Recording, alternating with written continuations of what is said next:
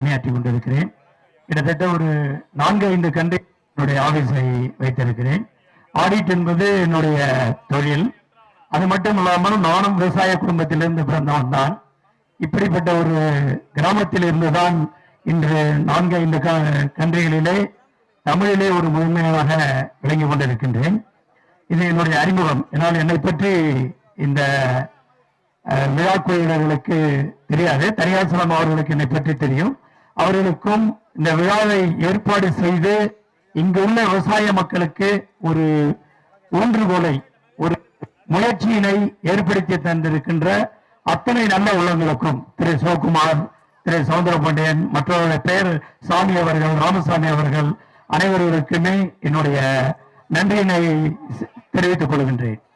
நான் கிட்டத்தட்ட ஒரு 45 ப்ராடக்டை நான் எக்ஸ்போர்ட் செய்து கொண்டிருக்கிறேன் கடந்த 10 ஆண்டு காலமாக.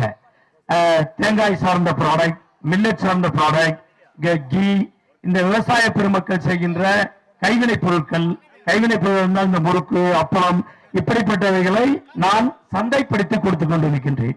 அப்படி சந்தைப்படுத்துவதனால் இங்கு உள்ள சிறு வில்லேஜியல் கிராமங்களில் உள்ளவர்கள் பெரும்பாலும் பயனடைந்து கொண்டிருக்கிறார்கள். அவர்களிடமிருந்து நான் வாங்கி சந்தைப்படுத்திக் கொண்டிருக்கிறேன். அப்படி பார்க்கையில் இன்று நான் பார்த்த பொழுது இந்த பலா என்பது வேர்ல்டு லெவலில், உலக அளவிலே வரவேற்கத்தக்க ஒரு பொருளாக இருக்கின்றது. பண்ருட்டி என்றால் பலா என்று சொல்லிக் கொண்டிருக்கிறோம், மாறு தட்டி கொண்டிருக்கிறீர்கள். ஆனால் உங்களுடைய ப்ராடக்டை எந்த அளவிற்கு நீங்கள் உலகத்தில் சந்தைப்படுத்துவீர்கள் என்பதை உங்களுக்கு தெரியப்படுத்த வேண்டும் என்பதுதான் என்னுடைய ஆவல். அதை படுத்தினால்தான் உங்களுடைய வளர்ச்சி இருக்கும். தன்னைத்தானே நமக்குள்ளே நம்ம பேசிக் கொண்டிருப்பதனால் நம் ப்ராடக்ட் என்பது சந்தைப்படுத்த முடியாது. உங்களுடைய ப்ராடக்டை சந்தைப்படுத்த வேண்டும். பலா என்பது உலகத்தில் பல நாடுகளிலே விளைகிறது. நமக்கு தாய்லாந்தில் விளைகிறது, வியட்நாமில் விளைகிறது, மலேசியாவில் விளைகிறது. அதை நாம் எப்படி சந்தைப்படுத்த வேண்டும்? பலா மட்டுமல்ல, பண்ருட்டியில் 2 பொருள். ஒன்று முந்திரி. கேஷ்யூ நட் இல்லாமல் இன்று உலகம் இல்லை. நாம் எந்த அளவிற்கு இங்கு கேஷ்யூ நட்டை சாப்பிடுகிறோமோ முந்திரி பருப்பை சாப்பிடுவோம் என்பது தெரியாது. ஆனால் நீங்க வெளிநாடுகளுக்கு வந்துவிட்டீர்களால் முந்திரி பருப்பு தான் வரவர்களை வரவேற்கின்ற ஒரு பொருளாக இருக்கிறது. நீங்க ஒருவருடைய வீட்டிற்கு சென்றீர்கள், அவர் முந்திரி பருப்பை ஒரு கிண்ணத்தில் கொண்டாந்து வைப்பார்கள். ஒரு சாப்பாட்டிற்கு எடுத்தால் முந்திரி பருப்பை வைப்பார்கள். ஒரு 5 ஸ்டார் ஹோட்டலில் போய் உட்கார்ந்தீர்கள், முந்திரி பருப்பை வைப்பார்கள். அது அத்தனையும் உங்களுடைய உழைப்பு தான். ஆனால் அது உங்களுக்கு தெரியாது. உங்களுடைய மதிப்பு உங்களுக்கு தெரிவதில்லை. உங்களுடைய மதிப்பை நீங்கள் தெரிந்து கொண்டீர்களானால் நிச்சயமாக அந்த மதிப்பு கூட்டுதலில் நீங்கள் ஈடுபட்டு உங்கள் பொருளை உலகத்திற்கு சந்தைப்படுத்துவீர்கள். இப்பொழுது உலகத்திற்கு சந்தைப்படுத்துவதற்கான வாய்ப்புகளை எங்களால் ஏற்படுத்திக் முடியும். இப்பொழுது நீங்கள் உற்பத்தி செய்கின்ற பொருளானது உங்களுடைய மதிப்பை விட வெளிநாடுகளிலே சந்தைப்படுத்துகின்ற பொழுது கிட்டத்தட்ட 5 அல்லது 6 டைம்ஸ் அது வேல்யூ ஆடடாக வேல்யூ இன்கிரீஸ் ஆகிறது. அதை நீங்கள் அறிவதில்லை. உங்களிடம் வாங்குவவர்கள் யார்? இதில் பெரும்பாலும் மதிப்பு கூட்டுதலிலே, வியாபாரத்திலே அதிகமான ப்ராஃபிட் ஈட்டுவது இடைத்தரகர்கள் தான். அந்த இடைத்தரகர்களை விட நீங்களே நேராக சந்தைப்படுத்துவீர்களானால் நிச்சயமாக அந்த லாபம் உங்களுக்கு ஈட்டப்படும். இப்பொழுது நீங்கள் விவசாயியாக இருக்கின்ற பொழுது உங்கள் பொருளுக்கு உங்கள் பொருளை நீங்கள் நிர்ணயம் பண்ணுகிறீர்களா? இல்லை. உங்களுடைய பொருளை நிர்ணயம் பண்றது யார்? இடைத்தரகர்கள். அப்படி என்றால் உங்கள் பொருளுக்கு நீங்கள் ஒரு ஐடென்டிபிகேஷன், பிராண்டிங் செய்ய வேண்டும். இப்பொழுது சிவா அவர்கள் ஏற்படுத்தி இருக்கின்ற அந்த முயற்சி பெரும்பாலும் அது உங்களுக்கு ஒரு விதை போட்டு இருக்கின்றார். அதுபோல உங்களுடைய ப்ராடக்டை மதிப்பு கூட்டி அந்த அதை நீங்கள் சந்தைப்படுத்துகின்ற பொழுது, அதை பிராண்டிங்காக செய்து சந்தைப்படுத்துகின்ற பொழுது உங்களுக்கு அந்த முழு லாபமும் உங்களை வந்தடையும். 2 திங்ஸ் தான் உங்களை நிர்ணயிக்கிறது யாரு? உங்களுடைய வளர்ச்சியை, உங்களுடைய தகுதியை நிர்ணயிப்பது என்பது உங்களுடைய பொருளாதார வளர்ச்சி. உங்களுடைய உடல்நல வளர்ச்சியை பற்றி சார் அவர்கள் ஆல்ரெடி கூறிவிட்டார்கள். உங்களுடைய பொருளாதார வளர்ச்சி என்பதை நீங்கள் தான் நிர்ணயிக்க வேண்டும். நான் கேஷ்யூ நட்டாகவோ இல்ல பலாப்பழமாகவோ நான் சந்தைப்படுத்துகின்ற பொழுது உங்களுடைய விலையை மற்றவர்கள் நிர்ணயிக்கிறார்கள். அதை நீங்கள் நிர்ணயிக்கின்ற அளவிற்கு உங்களுடைய வேல்யூ ஆடட் மதிப்பு கூட்டுதலை நீங்கள் சரி செய்தீர்களானால் நிச்சயமாக அதனுடைய பொருளாதாரம் என்பது உங்களை அடையும். இதுதான் நீங்கள் மைண்டில் கொள்ள வேண்டும். ஒன்று. இரண்டாவது, நீங்கள் உங்களுடைய மதிப்பு கூட்டுதலிலே ஸ்ட்ராங்கா, அதாவது ஒருவன் வளர்ச்சி அடைய வேண்டும் என்றால், தொழிலில் வளர்ச்சி அடைய வேண்டும் என்றால் 2 திங்ஸ் இருக்கிறது. ஒன்று, சோர்ஸில் நீங்கள் ஸ்ட்ராங்காக இருக்க வேண்டும். இல்லை என்றால் எங்கு சந்தைப்படுத்தினால் நாம் பொருள் நன்றாக சந்தைப்படுத்த முடியும் என்பதில் நீங்கள் குறிக்கோளாக ஸ்ட்ராங்காக இருக்க வேண்டும். இரண்டில் ஒன்று நீங்கள் ஸ்ட்ராங்காக இருந்தீர்கள் என்றால் நிச்சயமாக உங்கள் பொருள் சந்தைப்படுத்துவதற்கு தயாராகிவிடும். இதற்கு என்ன செய்ய வேண்டும்? இப்போது இந்த முந்திரி பருப்பை தயார் பண்ண புது ப்ராடக்டை நீங்கள் உலகிற்கு அறிமுகப்படுத்த வேண்டும்.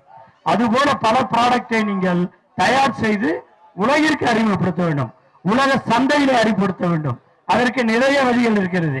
இன்று டெக்னாலஜி, இன்டர்நெட் இருக்கிறது, ஜிமெயில் இருக்கிறது, இன்ஸ்டாகிராம் இருக்கிறது. அதில் தேர்ந்த வல்லுநர்களை வைத்து உங்க ப்ராடக்டை நீங்கள் சந்தைப்படுத்துகின்ற பொழுது நிச்சயமாக உங்களை தேடி உலகத்தில் உள்ள அத்தனை மார்க்கெட்டர்களும் வருகின்ற பொழுதுதான் உங்களுடைய பொருள் அதிகமாக சந்தைப்படுத்தப்படும். நான் நம்ம இங்கே ப்ராடக்ட் பண்ணி இங்கேயே பண்றோம், சென்னையிலே பண்றோம், தமிழ்நாட்டிலே பண்றோம், இல்ல இந்தியாவுக்குள்ளே பண்றோங்கிறத விட உலக அளவில் நீங்க கொண்டு போக வேண்டும். உங்களுக்கு ஒரு எக்ஸாம்பிள் சொல்லுகிறேன். KFC, நீங்கள் சிக்கன் எத்தனை ஆண்டு காலம் நம்ம சிக்கன் சாப்பிட்டு கொண்டு இருக்கின்றோம், பல ஆண்டு காலங்கள் சிக்கன் சாப்பிட்டு கொண்டிருக்கிறோம். ஆனால் இந்த உலகத்திலே KFCயோ மேக்டொனால்டோ உள்ள சிக்கன்ஸ் இன்னைக்கு ரொம்ப பெருமையா வளர்ந்துகிட்டு இருக்கு. இன்னைக்கு மார்க்கெட் ஷேரே அவங்கதான். சிக்கன் தயார் பண்ணுகின்ற உங்களை விட சிக்கனை சந்தைப்படுத்துகின்றவன் வளர்கிறான். அப்ப என்ன கொண்டு வருகிறான்? ருசியை நாக்கினில் கொண்டு வருகின்ற பொழுது அது நிறைய சந்தையிலே வேல்யூ அதிகமாகிறது, கன்சம்ஷன் அதிகமாகிறது. இப்படி உங்கள் பொருளை மக்களுக்கு எடுத்து செல்ல வேண்டும். இதுதான் உங்கள் கையில் இருக்க வேண்டும். நீங்கள் எல்லா விவசாயியும் பல காலங்களாக கஷ்டப்பட்டு இஷ்டப்பட்டு அவன் உற்பத்தி செய்கின்ற பொருள், அந்த பலன் உங்களுக்கு கிடைக்க வேண்டும் என்றால் உங்கள் பொருளை வேல்யூ ஆடட் செய்து அதை மார்க்கெட் சந்தைக்கு ஏற்றார் போல் உங்களுடைய மதிப்பு கூட்டி குவாலிட்டியை இம்ப்ரூவ் பண்ணி நீங்கள் செல்கின்ற பொழுது நிச்சயமாக உங்கள் பொருள் வாய்ப்படைவதற்கு, வளர்ச்சி அடைவதற்கு நிறைய வாய்ப்புகள் இருக்கிறது. இதற்கு என்ன செய்ய வேண்டும்? இங்குள்ள விவசாயிகளுக்கு அவேர்னஸ் ஏற்படுத்த வேண்டும். இங்குள்ள விவசாயிகளுக்கு ப்ராடக்ட் அவேர்னஸ் ஏற்படுத்த வேண்டும், சந்தையினுடைய அவேர்னஸ் ஏற்படுத்த வேண்டும், ட்ரைனிங் சென்டர் ஏற்படுத்த வேண்டும்.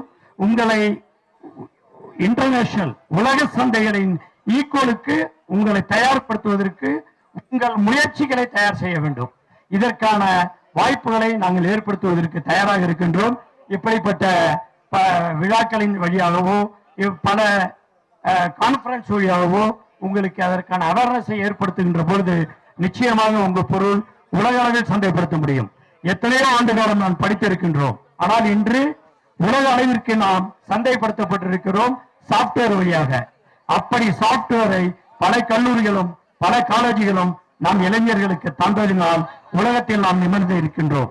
அதுபோல இந்த ப்ராடக்டையும் நாம் உலக அளவிற்கு சென்ற பொழுது நிச்சயமாக இந்த ஏரியாவுடைய மக்கள், ஏனென்றால் தமிழ்நாட்டை எடுத்துக்கொண்டால் பலா, பண்டோட்டி, textile Tiruppur, crackers Sivakasi, garments Chennai, automobile Chennai, இப்படி பல நகரங்கள் நம் தமிழ்நாட்டில் ஜொலித்துக் கொண்டிருக்கின்றது. ஆனால் என்னுடைய ஆதங்கம் இன்று மட்டும் பண்ருட்டி ஜொலிப்பதிலே பின்தங்கி இருக்கிறது. இதற்கு காரணம் என்னவென்றால் அவேர்னஸ் எடுக்க வேண்டும், அவேர்னஸ் ஏற்படுத்த வேண்டும்.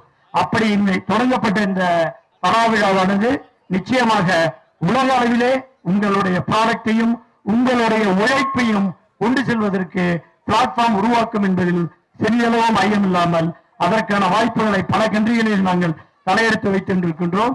அதற்கான வழியை ஏற்படுத்துவதற்கு தயாராக இருக்கின்றோம் என்று கூறி வாய்ப்பளித்த இந்த குழுவிற்கும் திரு தனியாசனம் அவர்களுக்கும் நன்றி கூறி விடைபெறுகிறேன். நன்றி, வணக்கம்.